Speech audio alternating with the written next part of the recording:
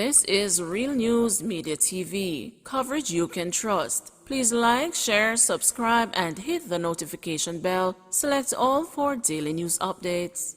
Good morning, my Real News Media TV family. Welcome back to the channel for another news update for January 25, 2023.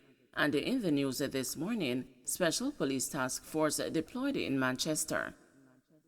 Commander of the Manchester Police, Superintendent Shane McCullough, says members of the Specialized Operations and the Joint Anti-Gang Task Force have been deployed in crime hotspot communities across the parish to mitigate criminal elements. McCullough said the deployment, which started on Sunday, involves targeted operations in a number of communities to find the persons of interest and those involved in illicit activities. The commander, who was addressing the media on Monday during a peace walk in the crime hotspot community of Comfort, said the police will continue its effort in creating safer communities despite the short-term inconvenience residents may face. You will be seeing this task force for a period of time in the parish. We ask the residents to understand that with these operations sometimes come a level of inconvenience with their day-to-day activities. But we assure you that we will do everything in keeping with your constitutional rights. Curfew restrictions were imposed on the land settlement, Comfort, and the Broadleaf communities from 6 p.m. last Friday to 8 a.m. on Monday. The police said this was in an effort to prevent possible reprisal killings ahead of Saturday's funeral of Marlon Muta Irving, who was killed on December 6, 2022. According to a news source, the killing of 42-year-old bartender Nashika Bumper Harrison on Sunday, January 14, less than 6 weeks later in land settlement, is believed to be a reprisal for Irving's murder. The superintendent said at this point in the investigation of both cases, details will remain confidential. Judge hints that some testimony about a gang-linked soldier credible. Although there was no mention of the ex-soldier and his alleged membership in the Klansman Wandon gang in statements given by one of the prosecutor's star witnesses, Chief Justice Brian Sykes acknowledged that the evidence suggested some truth in the testimony about the former army man. The self-confessed gang member, who described himself as the organization's banker and the personal driver for reputed leader Andre Blackman Bryan, had testified that defendant Jermaine Robinson was one of Bryan's bodyguards. He also told the court that Robinson had visited his home several times and had guarded Bryan with a gun which was kept by the witness. The witness also told the court that Robinson confided in him that he was a member of the Jamaica Defense Force and that he had seen him with a broken arm at one point. However, the witness had not mentioned any of those claims or even made any mention of the soldier in his statement, but pointed out the soldier during a doc identification of other alleged gang members ahead of his evidence-in-chief. The witness acknowledged that he had forgotten all about the soldier, but told the court that he knew him to be a member of the gang and had spoken to him. Attorney-at-law Roxanne Smith, during her cross-examination of the witness, had suggested that his omission showed that he was fabricating stories about her client. She said further that it was not possible for her client to have been in a gang as he was transferred to St. James shortly after his training. But Justice Sykes, during his summation of the ex-gangster's evidence on Tuesday, said despite the defense's suggestion that the witness was lying, the evidence from the JDF confirmed that he was a member of the army and that he had suffered some kind of injury to his right arm.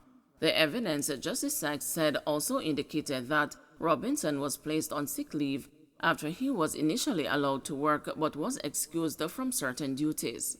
The judge also recalled that Robinson, in his unsworn statement, had also acknowledged that he was a soldier and that his right arm was broken and he could not operate a gun then as he was not ambidextrous. But according to the Chief Justice, the evidence was consistent with the observation of the witness regarding Mr. Robinson, although the medical does not use the term broken arm. How would he know these things, the judge asked. Further to that, the judge pointed out that Robinson's assertion that he had visited Jones Avenue in St. Catherine to look for relatives and friends showed that the witness was not fabricating a story when he reported having seen the ex-soldier on the road, which the court heard was the gang's headquarters. Consequently, Justice Sykes said the omission has to be viewed in a broader sense. He also questioned what the witness had to gain from being soft on the defendant when he had left him out of his statement. Brian and the 26 other alleged gang members are being tried on an indictment with multiple counts of offenses under the Criminal Justice Suppression of Criminal Organizations Act and the Firearms Act. One of the defendants, Andre Smith, was shot and killed last August while he was on bail. 5 others were freed. Justice Sykes will continue his summation today. Government submits a proposed amendment to increase mandatory minimum sentence for murder.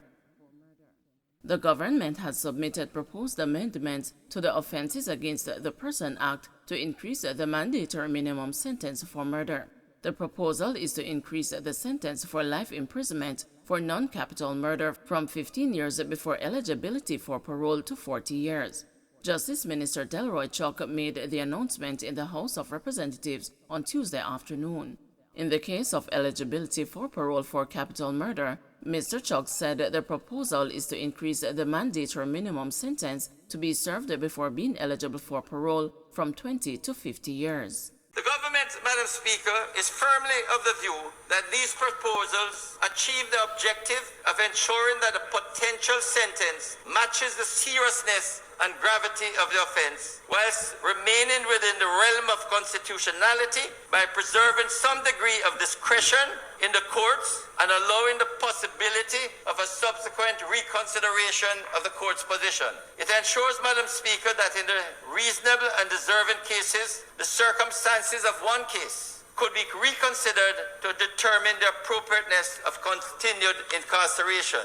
Leader of opposition business in the House of Representatives, Philip Polwell, said while there is a need to ensure the penalty for murder is commensurate with the crime, greater focus should be placed on apprehending criminals because other legal issues such as bail, sentences, and the penalties will only arise after you catch them. Because bail and sentences and penalties will only arise after you catch them. And I believe that there really ought to be a lot more resources placed in detecting, investigating, in the use of the various tools that are now available in modern societies, the use of technology and so on, to catch, to have sufficient evidence. Because one of the problems we face as a society is a level of fear.